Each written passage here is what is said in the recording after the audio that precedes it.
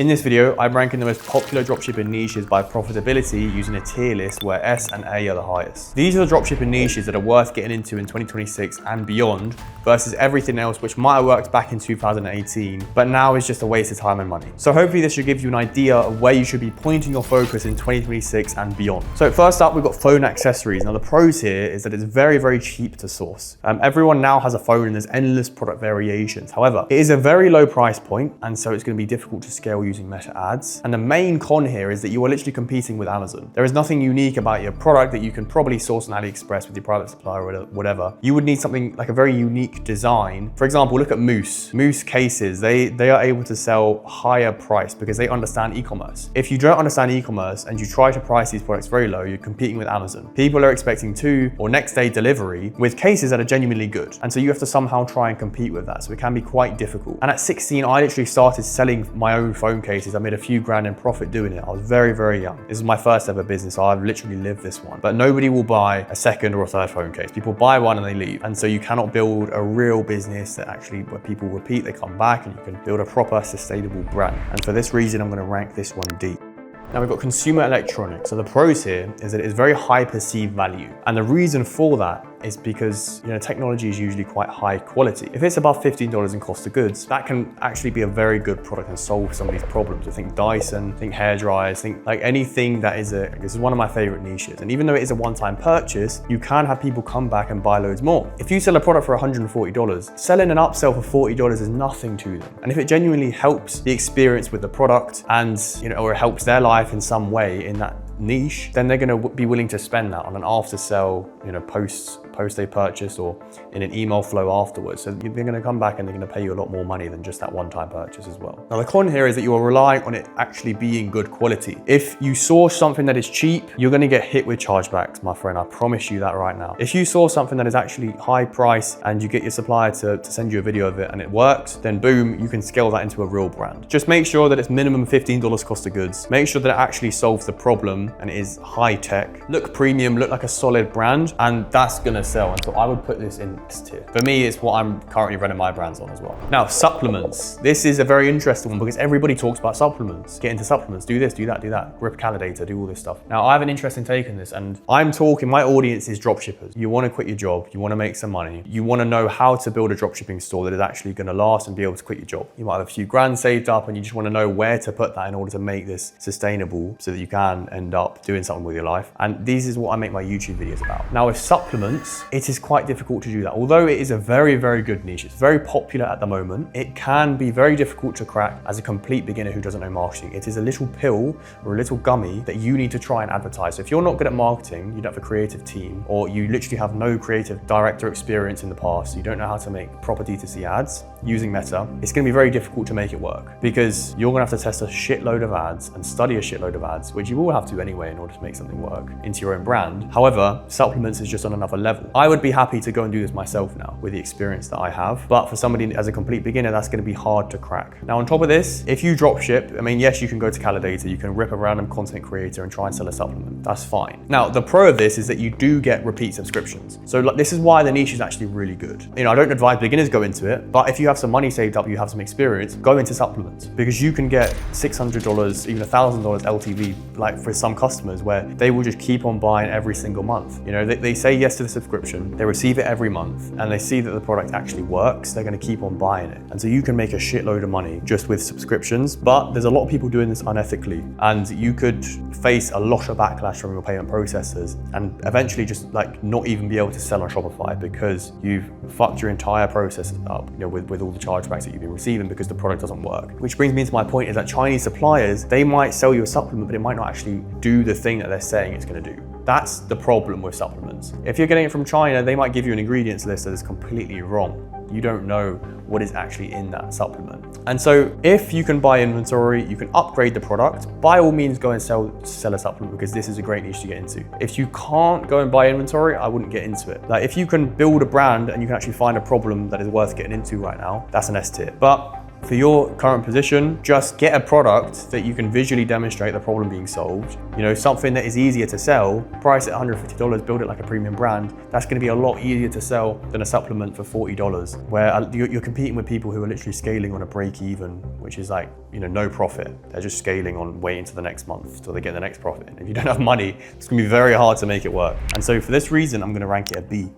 Now, kitchen gadgets. This used to work back in 2018, but sadly it no longer works. The products are gimmicky, they are very cheap, and there's not a lot of unique products which you can actually run and be profitable with because they are very cheap. Like if you can find something that is genuinely good and it solves some sort of problem in somebody's kitchen, that is great, you can definitely run that. However, a lot of them are cheap and it's gonna be difficult to actually build a brand around that. The pro though, is that it's very easy to film a quick problem solution clip. And so the ads can be quite easy, but at the same time, it's gonna be quite hard to find that product where people haven't seen it yet and they actually, you know, they want the solution that you're solving. But yeah, I'm gonna give this one a D tier because I really would not run a kitchen gadget anymore. Like, I can't build a brand with that. All right, fashion. So I've had a lot of experience in fashion. So I've made over 7 figures in fashion myself. Now the pros with this is that there is a massive market. There is a lot of desire. And so in fashion, you can show a specific design and people will instantly buy it just like that because the design is unique. You don't have to say a thing. You can put some music on, you know, show a man a Giga Chad with abs and he's got some cool thing on and they will buy it if they like the design. Anything, it could be a slightly unique thing about the design itself. The con of this, because yes, you can sell easily with status and desire. The con is that it's very bad quality in China.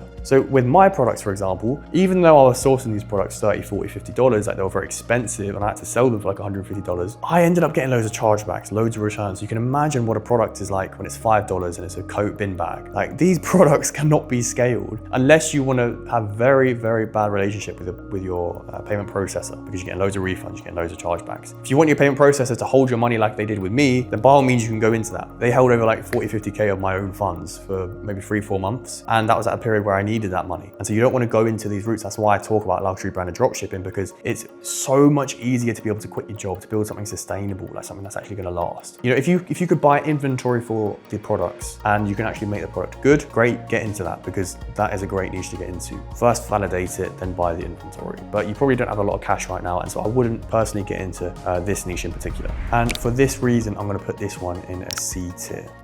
Now, baby products. So the pros here is that mums are so passionate. They will spend so much money on their baby, obviously, on their toddler. They love that baby. And, you know, having a kid, there's a lot of problems that come with that. So there's a lot of things that they need to buy, and therefore they spend a lot of money trying to fix these things. And that's why some of the biggest brands are for mums, because the audience is so passionate. Now that is the con though, is that there are huge brands and there is a lot of competition. And so if you find something that actually can solve a problem for a mum and isn't really heavily being sold yet, then you can go into that for sure. You know, there's things out there like, I've seen the t-shirt hammocks where you can hold the child. That's something that's not being too heavily scaled yet. Like into an actual brand from people from what I've seen. There might be, to be fair. Even shoes for toddlers. I've seen this scaled massively, shoes for toddlers. And the shoe obviously solves a specific pain point, which is that they're uncomfortable, their feet are becoming deformed as they get older or whatever like that. And the mum is gonna see that and think, oh my God, I need to get this for my child right now. If you can find a product that's gonna cause that reaction, then you can definitely sell that product. But you have to be very careful with this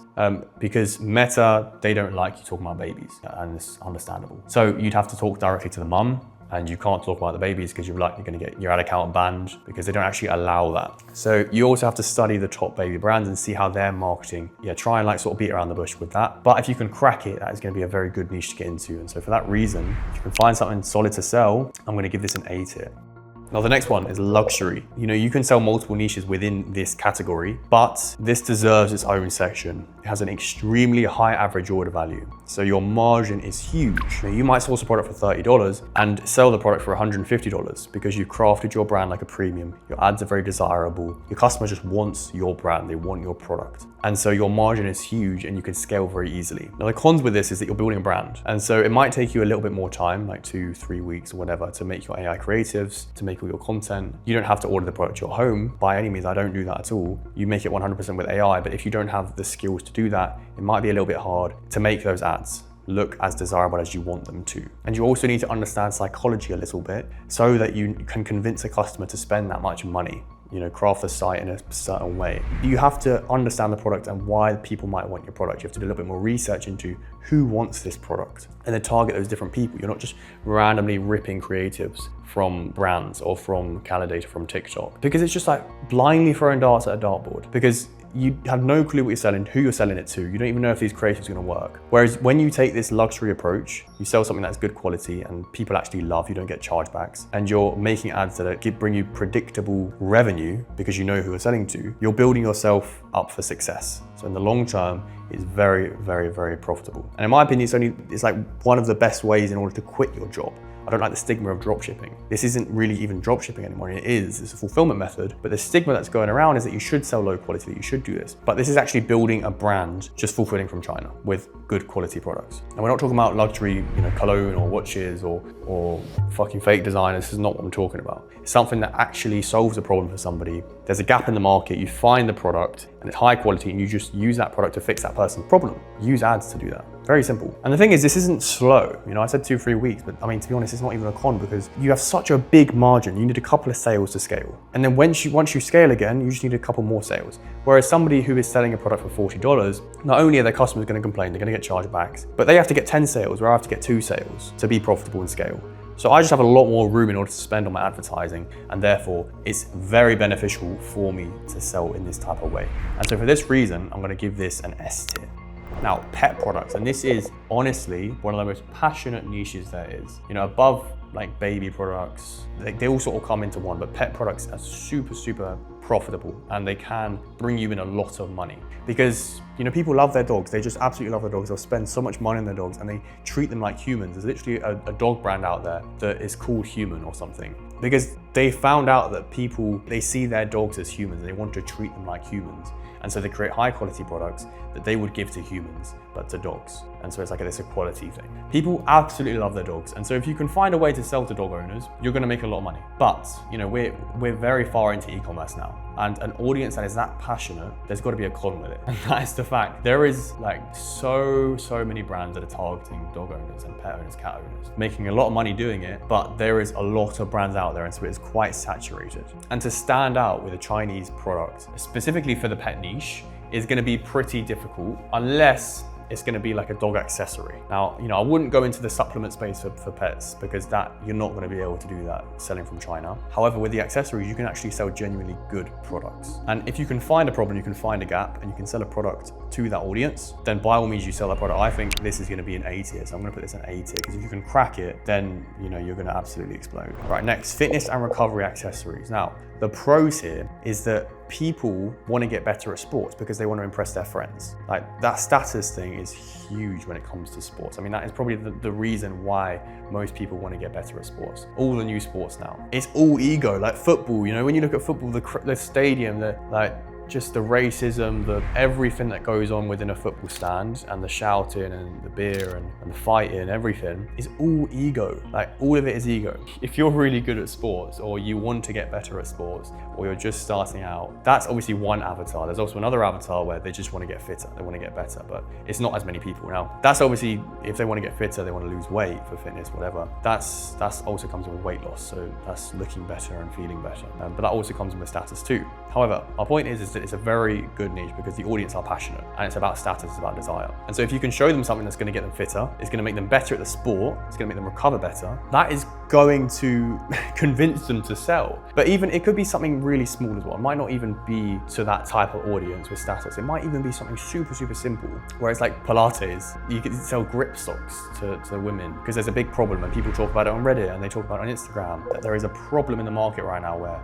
my feet don't grip to the Pilates machine thing. And because their feet don't grip, they need some socks. They need some grippy socks that are made for it. And you can buy them on Amazon, but there was no brands targeting it. And so loads of brands came in, one brand did it, and then loads of other brands did it. And there's a few brands now selling these socks. So this is a fitness accessories. It's a very passionate audience, but in this case, they just wanted to do it more comfortably. And Pilates is a very new trend and there's lots of people getting into it. And so that audience is gonna be there. You're gonna be able to sell to an audience if they need a problem being solved. So loads of people want fitness accessories. Also, one of my students, they found an audience. It's a newish sport, and they found a problem that people were facing, and they just found a product that's going to solve that problem. They ran a simple ad to that person, they get sales. That they can scale slowly, consistently. They start introducing video ads and they just scale further. And then that got them to the first 1K, 2K day, just with a bloody photo ad that was showing a product which nobody had showed them yet. You know, it's very simple. If you can find that little gap, you're gonna be able to explode with this type of niche as well. However, the con is that it's quite difficult to find these little gaps. And you can't just sell whatever, because if you sell a saturated product in the fitness space, it's gonna be fucking saturated. There's not gonna be a lot of angles for you to test. And for that reason, I'm gonna put it as C. You know, they've seen loads of ads the same as what you'd be making. And so you'd actually need to find something that's genuinely unique in this category to make it work fairly quickly. All right, next we've got travel accessories. Now the pros of this is that the buyer is already in spending mode. They've already spent a few grand on holiday. So they're gonna be willing to spend $100 on a product that's gonna make their seat feel comfier. Do you know what I mean? That's why people spend more on business class, to a couple grand more on business class for a 6-hour flight, because they just want more comfort. They just want it to be a nicer experience, and they've already just spent all this money on a hotel, so they're just gonna spend more anyway. If somebody's traveling, they're gonna spend money. So I like this niche because there is spending power, and there's not a lot of people actually targeting this niche. You think you need to sell suitcases or you need to sell travel bags. You don't need to sell that. There's a lot of other accessories within the travel space which you can sell to when you think of all the different pains. Now the cons of this is that you do have to find the right angle again in order to unlock this. You cannot just sell, like I said, a shitty product, you know, like a neck pillow that's already been sold a shit ton of times, or the same old vacuum freaking bag that everybody sells. You can't sell these anymore because they've just been sold and sold and sold and sold to every single different person that you could possibly imagine. You need to find an upcoming product that's solving a problem in this industry already, or even find the problem first, which is what I like to teach. You find the problem first and then build your brand around that problem and use that and find a high quality product that can solve that problem properly. Now, a good example of this is a brand called Sonder. Now, they did a really good job with this. I love it because there's a seat cushion, and this seat cushion is usually sold to old grandmas, old granddads, and they need their bums fixed, you know? So they need a posture fix, all this stuff. Then somebody started selling to nurses. Then somebody started selling to someone else. Sonder started selling to Americans who are traveling to Europe. So there's a big TAM for that. So a big market of people who are coming from America and they're traveling to Europe as a holiday every summer, even in the winter for skiing or whatever. And they basically just made ads for this avatar with this seat cushion that makes your bum comfier, helps your tailbone on those long ass flights. And they're not guessing that this audience exists, by the way. They found this audience using Reddit. You know, they researched travel. They looked into what the problems were that these dads, this audience were facing, and they just fixed that problem with a product. This is what I mean. You don't need to find some crazy winning product. You find the problem and you just make a simple solution to it. That's it. And you just make good ads, and boom, you're gonna be able to make sales. If you can find a winning meta ad and you can find a winning avatar within this niche, like I said, they're very passionate, and so you're gonna make a lot of sales. Now, I would say this is an A tier.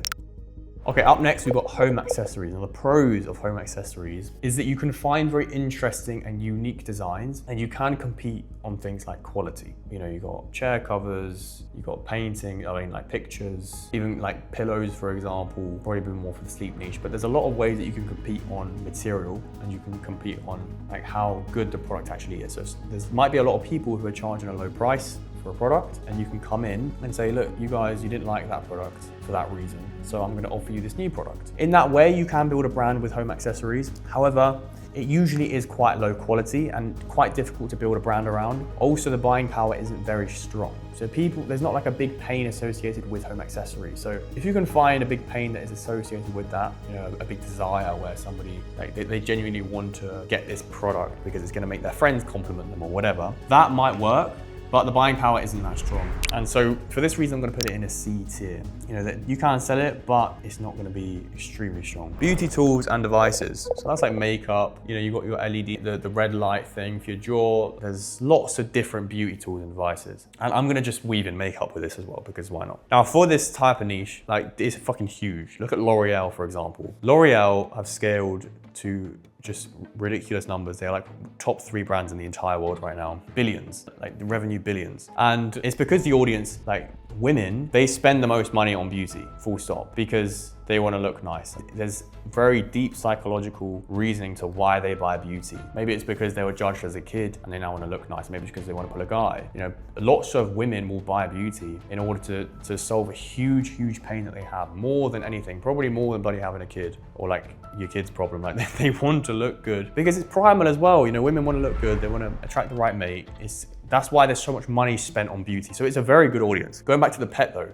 like the pet situation, the con with is so saturated. And if you don't understand the product itself, it's gonna be hard to build a brand and stand out in that crowd. So my main thing here is if you're not a female, you won't know what the gap in the market is. You won't know the problems that you're currently facing with your makeup devices or whatever it is, or your beauty devices. Or even if you find a product which is selling and you want to sell it for yourself, you won't know how to make good ads for it, because if you're a male and you don't live with a female, or you don't really understand females that much, like you're not going to be able to sell the product that well. If you have a girlfriend, you have a mum that can actually help you with it, just look over your ads, tell you, okay, yeah, that looks good. I think that makes sense. By all means, go and sell the product. But if you don't have that type of person by you, or just don't sell it, in my opinion. If you're a female, it's a great niche to get into. But if you're a male, it's probably not gonna work out. It's also quite low selling point, and Meta at the moment is very expensive. Like there's so many brands, and so the CPMs on Meta, or like the traffic itself, is very expensive. So if you sell a product for $30, $40,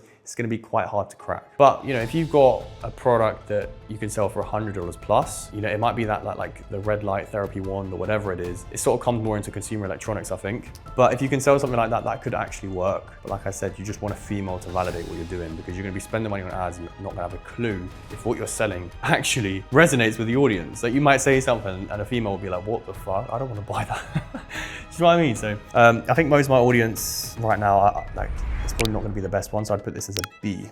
Now, car care and detailing. This is a very interesting niche, and it's underserved in my opinion. There's a lot of ways to get into car care and detailing. And the pros of this is that it's a very obsessive audience, and they love keeping their car clean, and they love to make it easy, and they love to save money. Men just love their fucking cars. The majority of the audience here is probably, it'll be like a mix, but depending on how you advertise, the majority will be men, but there'll also be some avatar, like there'll be a women avatar who will want this product as well. But that's up to you to do that research. But there are brands out there that are scaling to huge numbers with a simple fucking spray foam gun, spraying it on a car, and they scaled that brand to millions. So why can't you just come in, sell a better version of that, package it in a premium, build the site as a premium store, and just sell it slightly better, more like, attach more desire to it, just make better ads. It is slightly competitive, that is the con about it, but I feel like there's a lot of ways that you can stand out in this current category. And also you can visually show like what the product does a lot of the time. With cars, you can show